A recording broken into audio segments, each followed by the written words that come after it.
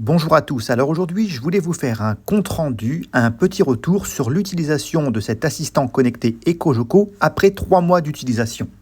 Je vous avais fait une première vidéo pour vous montrer son installation et vous montrer la manière dont il mesurait les consommations électriques. Donc une première vidéo que je vous invite à aller revoir si vous ne l'avez pas encore vue.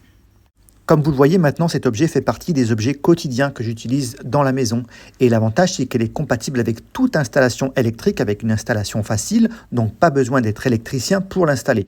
Pour les possesseurs comme moi de panneaux photovoltaïques, vous avez également la visu du surplus de production que vous produisez au-delà de votre consommation. Et donc ça c'est vraiment très bien et ça marche avec ou sans contrat de revente.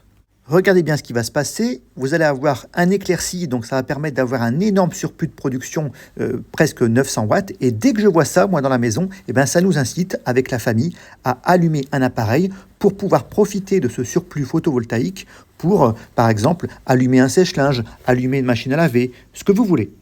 Donc cet appareil, en plus de nous faire des économies en ayant la connaissance de ce que consomment nos appareils, ça vous incite à faire de l'autoconsommation, c'est-à-dire de profiter du surplus photovoltaïque pour aller faire fonctionner vos appareils à ce moment-là. Et vous voyez, on était à 900 watts, maintenant j'ai plus que 400 watts de surplus photovoltaïque. Donc ça permet de consommer gratuitement. Alors, avant de vous donner les chiffres des économies que j'ai pu faire grâce à EcoJoco, on va repartir sur la définition de l'autoconsommation. Qu'est-ce que l'autoconsommation ? Eh bien, l'autoconsommation, c'est plutôt privilégier une installation plus petite au niveau du nombre de panneaux photovoltaïques, mais augmenter le rendement de consommation, c'est-à-dire essayer de ne plus réinjecter de surplus photovoltaïque dans le réseau avoisinant. Et donc, ce qui est très bien avec cet appareil EcoJoco, c'est qu'à tout moment de la journée, en temps réel, je vais visualiser dans ma salle à manger l'appareil EcoJoco pour savoir si je suis en puissance négative ou en puissance positive. Si je suis en puissance positive, ça veut dire que je consomme de trop. Et si je suis en puissance négative, ça veut dire que je produis trop d'énergie photovoltaïque. Et là, il faut favoriser l'autoconsommation, c'est-à-dire que c'est à ce moment-là qu'il faut, par exemple, lancer une machine à laver, lancer un sèche-linge. Et donc pour cela, deux manières d'être averti, soit sur l'assistant connecté qui fonctionne par protocole radio avec le détecteur, ou soit via l'application sur smartphone ou sur PC qui est également bien faite. Et je vous rappelle qu'il y a deux possibilités de capteurs, soit le mien qui permet de poser une espèce de gros capteur directement sur le disjoncteur général de sa maison, ou alors via un dongle qui va se mettre au niveau du compteur Linky.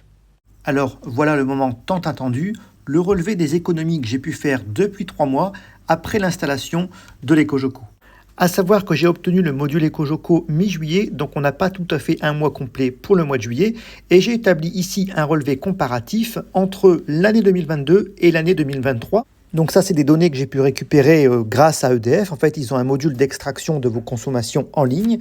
Et vous voyez que quel que soit le mois étudié, finalement, j'ai une baisse significative de ma consommation d'électricité, donc de ma facture d'électricité tous les mois. Et donc, depuis l'installation de ce module EcoJoco, en comparant à l'année 2022, j'ai pu économiser 84 € d'économie sur un peu plus de 3 mois. Donc, c'est vraiment très satisfaisant. Eh bien, d'où viennent ces économies finalement ? Eh bien, grâce à l'EcoJoco, j'ai pu améliorer mon rendement d'autoconsommation d'une part. Vous voyez ici par exemple la manière de faire chauffer l'eau dans le cumulus ou alors le fonctionnement des gros électroménagers. Ça peut également être dû à une meilleure détection et une amélioration de tout ce qui est veille toujours allumée. Donc ça a été bien détecté. Une diminution, encore une fois, de l'eau chaude. Et par contre, vous voyez une augmentation du chauffage, mais c'est normal. En octobre, j'ai rallumé le chauffage électrique dans la maison.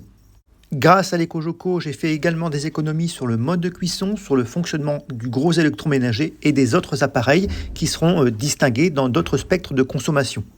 Alors justement, quand je parle de spectre de consommation, c'est ce que je vous affiche ici.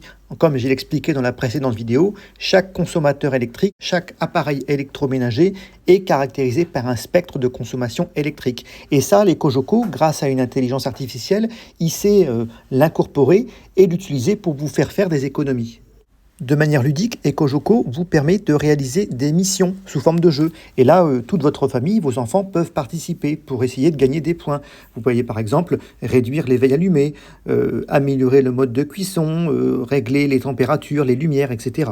Alors personnellement, je trouve que cet appareil, c'est un super outil dans la maison parce que dans un premier temps, il vous permet de faire un état des lieux des consommations électriques et des économies potentielles que vous pouvez générer. Dans un deuxième temps, si vous avez des panneaux solaires photovoltaïques à la maison, ça va vous permettre d'améliorer votre autoconsommation. Voilà, j'espère que cette vidéo vous a plu. N'hésitez pas à vous abonner et à laisser un pouce bleu dans la barre des pouces bleus. Et je vous dis à très bientôt les amis. Au revoir.